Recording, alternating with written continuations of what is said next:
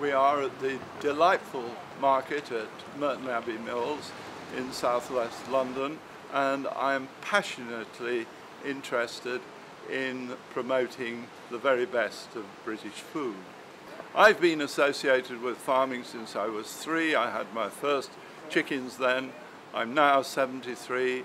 I've been fortunate in the jobs that I've had and been a farmer, but I've been chairman of the British Cattle Breeders Club, director of the dairy farming event, and also very much involved with the Rare Breed Survival Trust. And what we're doing in a series of films is going out to meet the farmers on their particular farms. And we've started in this week, which is British Apple Week, at Colin Corfield's Owlet House fruit farm at Lamberhurst.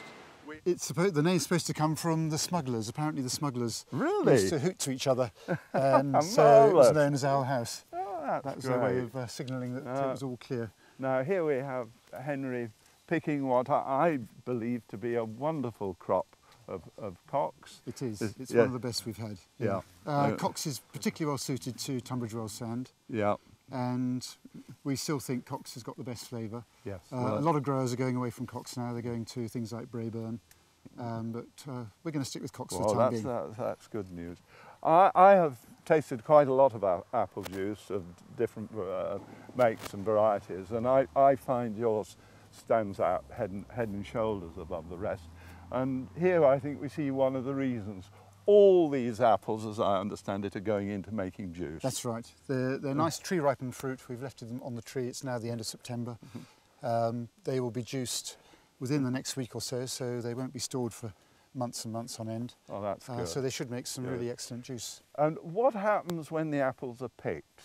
To the trees, that is? Not a lot until the leaves come off, and then we'll be pruning them in the winter. We've got a little bit of fertiliser to put on when we finish the picking to build up the bud, because the trouble is a heavy crop like this tends to exhaust the tree for next year. So will that be a foliar feed? It will be, yes. And that's one based on seaweed, is it? We put seaweed in with all our sprays because we think the trees, they seem to love it, and it seems to give them a little bit of disease resistance as well. Right. Well, here we are, Colin, with 3 of the principal varieties of apple that you use and 1 of pear. The first one I know well.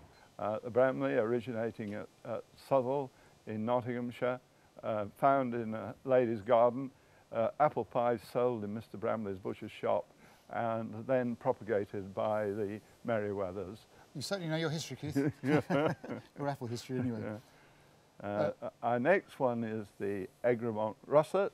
Yes, people are looking for what they call heritage apples now, and I think the russet would probably fall into that category. An old English variety.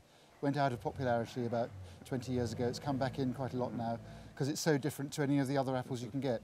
It's not juicy and crisp, and it's very sweet, but it's not juicy and crisp. But it has got a very distinctive flavour. Makes a very good juice. Lovely juice.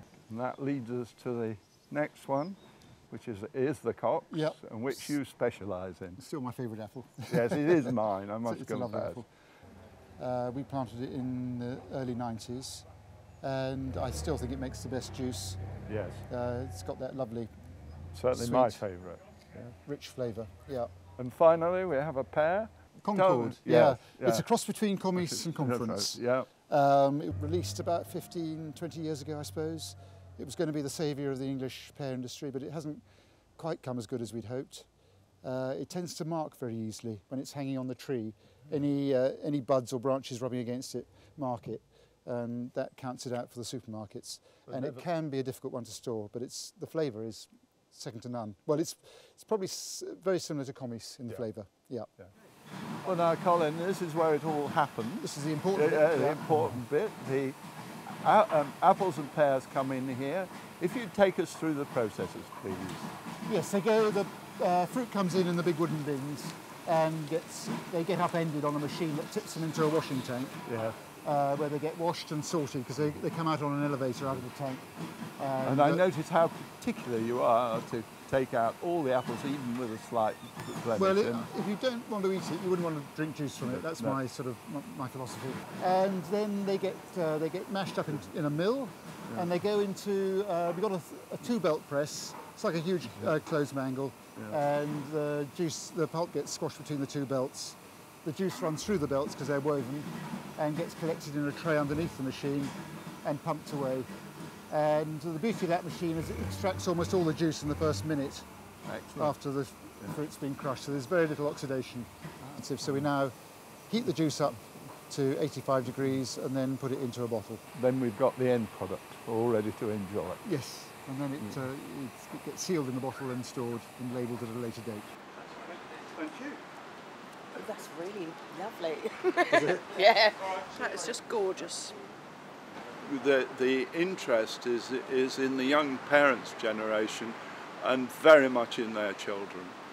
One sees it in the willingness to grow vegetables, interest in animal welfare, and interest in sustainability.